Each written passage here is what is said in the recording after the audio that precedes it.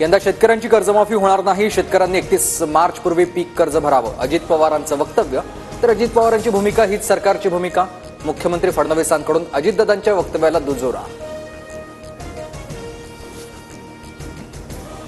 शेतकऱ्यांची कर्जमाफी केल्यास राज्याच्या तिजोरीमध्ये खडखडाट होईल, त्यामुळे पगार देणंही मुश्किल होईल. मंत्री गिरीश महाजन यांचं वक्तव्य. दादा क्या हुआ तेरा वादा. शेतकऱ्यांच्या कर्जमाफीवरून आव्हाडांचा अजित पवारांवर निशाणा.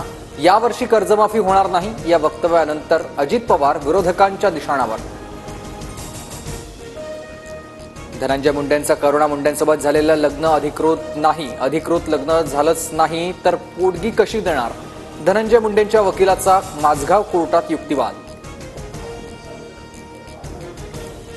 मुलं तुमची आहेत म्हणता, मग करुणा मुंडे मुलांच्या आई कशा नाहीत. कोर्टाचा सवाल. तर पुढील सुनावणी 5 एप्रिलला. कोर्टात सुनावणी दरम्यान करुणा मुंडे स्वतःच्याच वकिलावर भडकल्या. कोर्टाकडून लग्नाच्या पुराव्यांची विचारणा होताच वकिलांनी पुरावे सोबत न आणल्यानं करुणा मुंडे संतापल्या.